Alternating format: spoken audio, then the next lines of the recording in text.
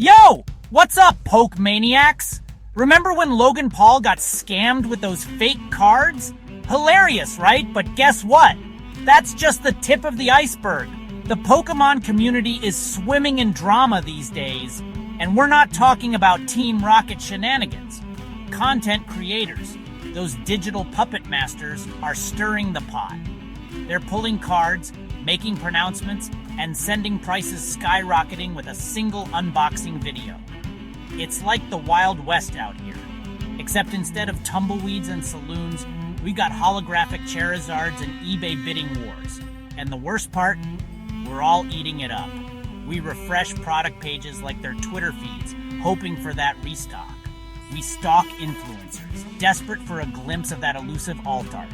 We've become slaves to the algorithm, and the algorithm is fueled by our collective FOMO, fear of missing out. Now, I'm not saying there's a secret cabal of YouTubers controlling the market, but I'm not saying it either.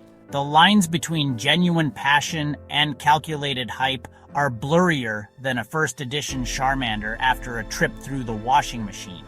Are these influencers really that excited about a shiny cardboard rectangle? Or are they subtly manipulating us, the loyal viewers, into emptying our wallets? It's enough to make you believe in lizard people. Or at least lizard people with really good marketing strategies. But hey, maybe I'm just cynical. Maybe it's just good old-fashioned capitalism at work. Supply and demand, baby. Except the supply is artificially controlled and the demand is fueled by a potent cocktail of nostalgia, speculation, and the irresistible urge to catch 'em all. Remember when Pokemon cards were just toys? Back in the late 90s, we didn't care about PSA grades or market value. We shoved them in our pockets, traded them for candy, and generally treated them with the same reverence we reserved for our Tamagotchis. I distinctly remember flicking holographic cards against the wall, trying to win them from my friends. Spoiler alert, I never won. And looking back, I realized those flicked cards probably ended up looking like they went through a wood chipper. But those were simpler times. We weren't burdened by the knowledge that these flimsy pieces of cardboard could be worth thousands of dollars. We just wanted to be the very best, like no one ever was. And by very best, I mean the kid with the coolest holographic card. Section 4. From playground battles to basement hoards. The evolution of a collector. As we grew older, our collecting habits, thankfully, evolved. The cards migrated from our pockets to protective sleeves, then to binders, and finally, to those temperature-controlled vaults usually reserved for first edition comic books and priceless works of art.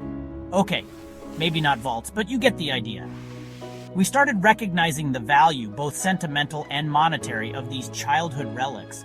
The once discarded commons became cherished mementos, and the holographic rares? Well, let's just say we treated them with the same care and attention usually reserved for a newborn panda cub. The thrill of the hunt, the joy of completing a set, the satisfaction of owning a piece of our childhood, it all came rushing back. But this time, it was different. This time, we had disposable income. And that, my friends, is where things get really interesting. Section 5. Adulting and algorithms. Remember that Pikachu you always wanted? Fast forward to the present day. We're adults now. We have jobs, responsibilities, and student loan debt that could rival the GDP of a small nation. But we also have something else. Nostalgia. And the internet knows it. Remember that Pikachu you always wanted, but your mom refused to buy because it's just a fad? Boom. There it is, staring back at you from a targeted ad, beckoning you to relive your childhood dreams. And this time, you have the credit card to make it happen.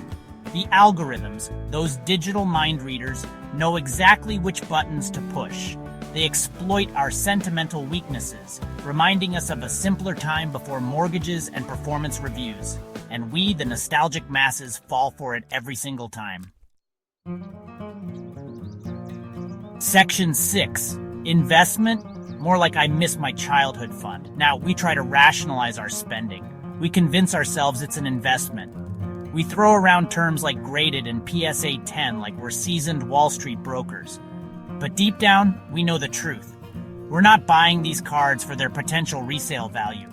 We're buying them because they make us feel like kids again. We're buying them because they remind us of a time when the biggest problem we faced was deciding which Pokemon to start with in our party. So the next time you're about to drop a month's rent on a holographic Charizard, ask yourself, are you really investing or are you just trying to recapture a piece of your childhood? Be honest, we're all friends here. Section 7. We're all to blame, the circle of hype and nostalgia. The truth is we're all part of the problem. We, the nostalgic millennials and Gen Zers, have created this monster. Our collective desire to relive our childhoods, fueled by clever marketing and the fear of missing out, has turned a children's card game into a multi-million-dollar industry. It's the circle of hype. Content creators create demand, demand drives up prices, high prices attract investors, and the cycle continues. And we, the consumers, are caught in the middle. Our wallets a little lighter, our inner child a little happier, but hey, who am I to judge? I'm just as guilty as the next guy. I'm writing this while refreshing eBay, hoping to snag a deal on a first edition Blastoise. So let's embrace the absurdity, enjoy the ride, and remember, it's all fun and games until someone drops their life savings on a fake Pikachu.